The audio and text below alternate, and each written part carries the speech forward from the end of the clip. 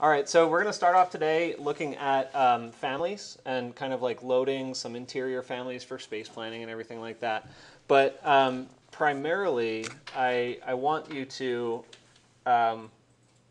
understand the difference between like creating families and just modifying them. Okay, so the way that most people teach Revit is they kind of like jump into families and parameters on day one because basically everything is a family and a parameter, but that's a little confusing for you because you basically need it to produce a product, right? Or create a product, I should say. So you need to know, like for instance, I'm looking specifically at this window. Okay, that window has a very special custom addition to it, which is showing you the operability of the window, right? It's like a hopper window that opens up.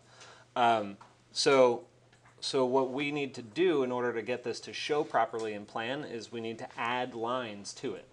But in order to add those lines, you need to know the difference between a detail line and a model line, okay? So let's do that real fast. Basically, like if I'm looking at that in plan view, right? A detail line is something that exists in that view as if you drew over top of it on paper with a pen or pencil, okay? It doesn't exist in the model anywhere else, okay? So it's purely annotative. So we're going to do DL for detail line, and I'm going to just put some hidden lines here, and I'm just going to kind of simulate that construct, I guess, something like that, okay? And then we'll put a little triangle like that. All right, so that's sort of kind of what it is. But if I look at it in 3D, I go to that window and there's nothing there. Okay, so that's what I mean by a detail line. But there's also these things called model lines that exist in a sort of different capacity. Up here you have model lines, and that's under the architecture tab. Your detail lines are under the annotate tab. Okay, so let's grab the model line command, and I'm going to do a hidden line again as a model line. And I'm going to draw these in similar to what you saw just a second ago. It doesn't have to be perfect. I'm just showing you an example of something. Okay, so right now it looks kind of the same, right? Can't really tell the difference. But if I go into 3D, you can see that it exists here on the roof, right? So the thing that I want to point out to you is that these model lines actually sort of have a like a space that they exist. So you can set them to a new work plane if you want to. So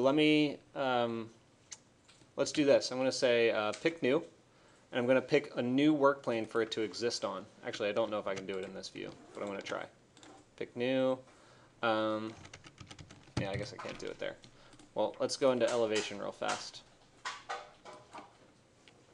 You know what, guys, pause for a moment and just pay attention. I don't want you to do this because I'm going to undo it, but I want to show you how it kind of works.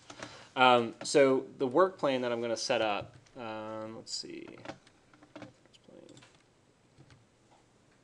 And I totally forgot where they even are. Oh, there we go, reference plane. So the reference plane that I'm going to set up is basically like it's just that, it's a reference, right? So I draw it in, and it's this dashed green line. The dashed green line isn't really visible in the 3D space, right? It's just a reference plane. So you can see when I hover over the left-hand side, it says click to name. I can name that something. So I'm going to call this, I'll call it a window annotation. I'm going to just delete it later, but kind of, actually, no, I can't call it window annotation. I'm going to call it window operation. And I spelled it wrong, but it doesn't matter.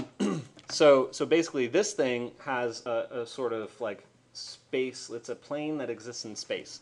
So what I can do with these elements is I can select them, and I can say edit work plane and change it to that window operation work plane. Hit OK, and it jumps up to the window height. Right, and then if I move this, move it down, it's going to move down, move it up, it's going to move up. Is that clear? So model lines, basically, I'm going to delete all this again. So what I want you to walk away from this knowing is that there is a difference between detail lines and model lines, and that model lines can be used to represent things in three-dimensional space without a volumetric geometry. Okay. What questions do you have? Okay. Yeah.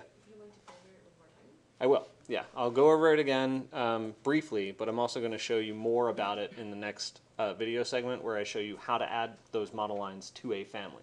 So it basically is a part of that window.